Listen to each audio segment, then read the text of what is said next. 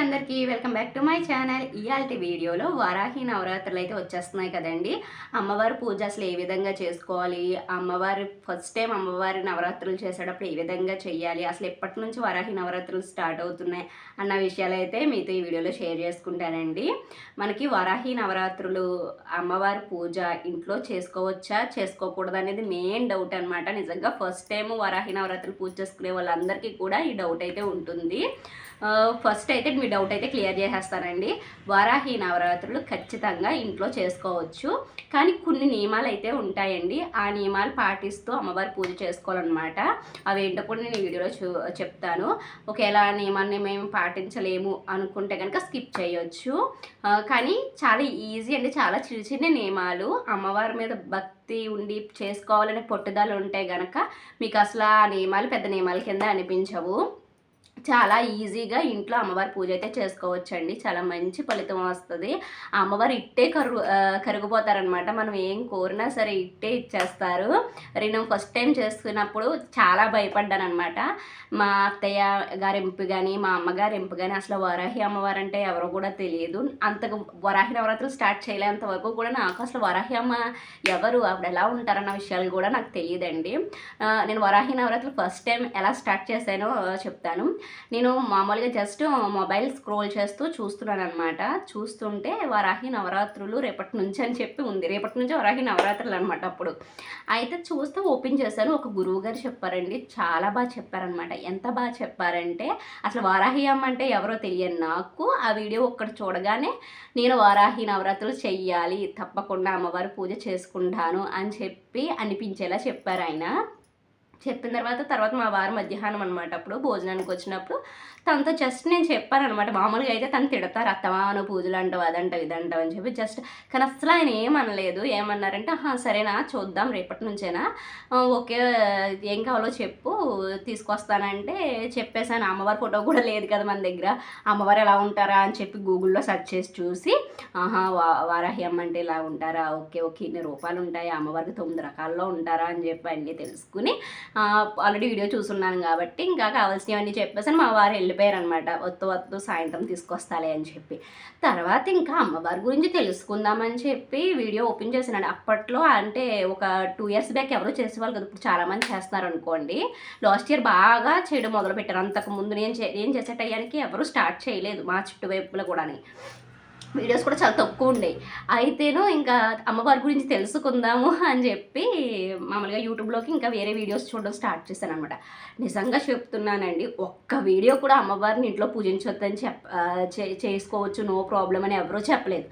ఏంటో నేను first video ఆయన అలా చెప్పారు, మంచిగా ఇంట్లో చేసుకోండి, ఇలా చేసుకోండి అలా చేసుకోండి, అమ్మని ఈ విధంగా పూజించాలి ఈ టైంలో చూపించాలి. తర్వాత నుంచి అన్నీ కూడా అమ్మవారిని పూజించకూడదు, అమ్మవారిని పూజిస్తే అదైపోతారు ఇదైపోతారు, అమ్మవారికి ఒగ్గరు రూపం, ఆవిడ ఇంట్లో పూజిస్తే అదైపోతుంది, అమ్మవారికి చాలా కోపం, ఆవిడ కోపం వస్తుంది, ఇలా చేస్తుంది అలా చేస్తుందని. నిజంగా చాలా దారుణం అనమాట. నాకు ఇంతకే అవన్నీ వినగానే నాకైతే బాబోయ్ అని చెప్పి చాలా భయం వేసేసింది. ఇంకేం చేయను, తీరా చేస్తానని చెప్పి నమ్మకం పెట్టేసుకున్నాను. ఈయనకి కావాల్సిన సరుకులు తెచ్చేయమని చెప్పాను.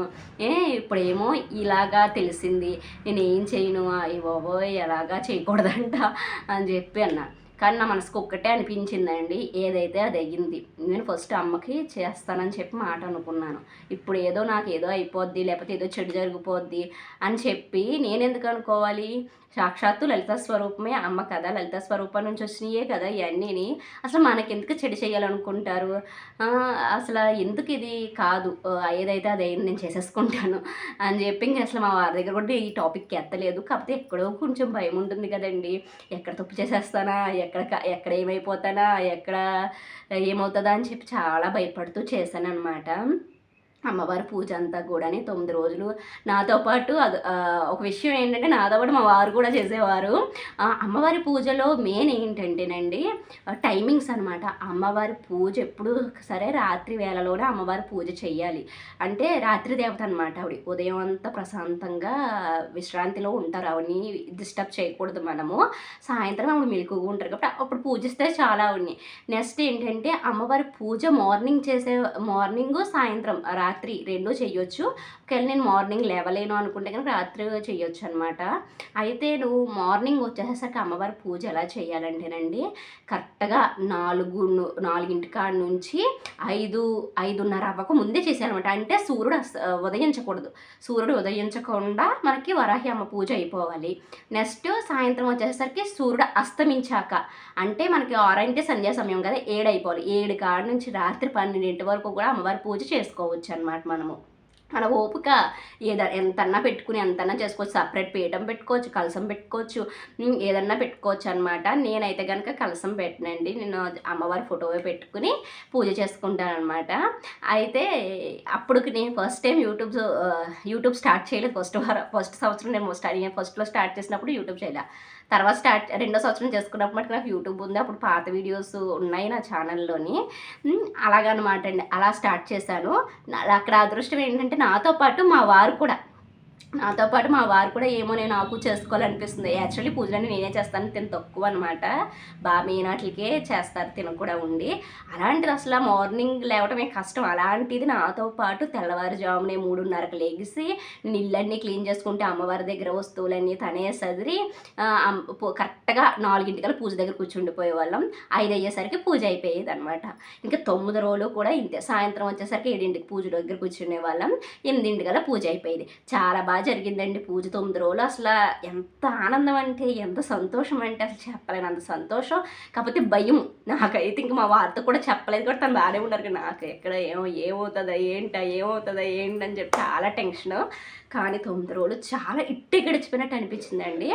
తర్వాత ఏంటంటే ఇంకా అమ్మవారి గురించి వింటూ ఉన్నప్పుడు అమ్మవారు స్వప్న వరాహి, మనకి వరాహి నవరాత్రులు చేస్తున్న వారికి ఖచ్చితంగా కలలో కనిపిస్తారనమాట అని అన్నారు ఒకళ్ళు ఆ వీడియోలో. నేను తప్పు చేసేసాను, నాకు కూడా కనిపిస్తే బాగుండు అని చెప్పి అనుకున్నాను. బట్ అన్నీ బాగా జరిగి లాస్ట్ ఇంకా, కానీ ఎక్కడో అనిపిస్తుంది కదా, ఎవరో చెప్పారంటే మనకు కూడా అమ్మ కనిపిస్తే బాగుండు, ఎలా కనిపిస్తుంది ఏంటి అని చెప్పి అనుకున్నాను. నాకు నవరాత్రులు చూడడం వల్ల అమ్మవారు యొక్క తెలిసిపోతాయి. ఈ అమ్మవారు మనం చేసే పూజ తీసుకుంటున్నారని చెప్పి నమ్మకం మట్టుకి చాలా స్ట్రాంగ్గా ఉంటుందండి. ఇది కూడా నాకు వరాహి నవరాత్రి ఫస్ట్ టైం చేసినప్పుడు ఉంది, కానీ నాకు ఎక్కడో చిన్న ఏదో ఉంది.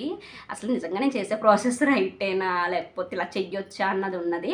కానీ అమ్మ నాకు ఎలా కనిపించింది అంటే లాస్ట్ ఇంకా 9వ రోజు అనమాట. ఇంక అక్కడితో అయిపోతుంది అమ్మ పూజ అనే టైంలో అమ్మవారు ఎలా కనిపించారంటే, నేను మా వారు బయట మా ఇంట్లో ఉన్నామన్నమాట.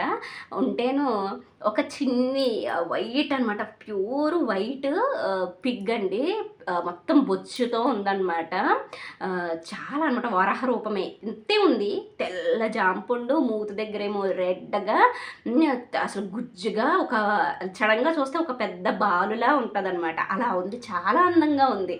ఉంటే నాది ఏం చేస్తుంది, మనకి మన డాగ్ చూసారా, మనకి మనం బాగా ఇష్టమైనప్పుడు ఊపేసినట్టు తోక ఊపేసి పరిగెత్తేస్తూ మన దగ్గరికి వచ్చేసి మనల్ని ఇచ్చేసేసినట్టు మీద ఎక్కేస్తూ ఉంటుంది కదా, సేమ్ అలాగా మా వారి దగ్గరికి నా దగ్గర నుంచి మా వారి దగ్గరికి అటు ఇటు ఆడేస్తుందంట. అది ఆడేస్తుంటూ మేమేమో ఒకరికొకరు ఇలా ఎత్తుకుని ఆడిస్తున్నట్టు కళలో కనిపించింది అనమాట. అసలు ఎంత అందంగా ఉందంటే చెప్పలేదండి. నాకు ఇప్పటికి అది నా కళల్లో ఆడుతుంది అనమాట ఆ రూపము.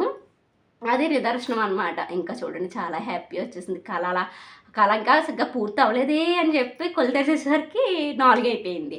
ఇంకొకటి తెలుసా, మనకి బాబు మేము తెల్లారగట్లు లేగలేమండి బాబు, అసలు మెలకు రాదు, అల్లారం పెట్టి ఆఫ్ చేసేస్తాను. నేను కూడా అంతే, ఉత్తర రోజులు అస్సలు లేగాలనుకుంటే లేగలేనండి. కానీ వరాహి నవరాత్రులకి ఖచ్చితంగా ఆ టయానికి మనల్ని ఎవరో ఒకళ్ళు వచ్చి లేపడము, అసలు ఆ టైంలో ఏదో సౌండ్ రావడము, లేకపోతే ఎవరో మనల్ని పిలిచినట్టు అనిపించడము, అమ్మవారే చేంజ్ చేసుకుంటారు మన చేత. అయ్యో తర్వాత అనిపిస్తుంది, బాబు నేనా అంతలా చేసేనా అని అనిపిస్తుంది అనమాట. కాబట్టి ఇప్పుడు మనకి వచ్చే నెల జూలై 15వ తారీఖున వరాహి నవరాత్రులు అయితే స్టార్ట్ అవుతున్నాయండి.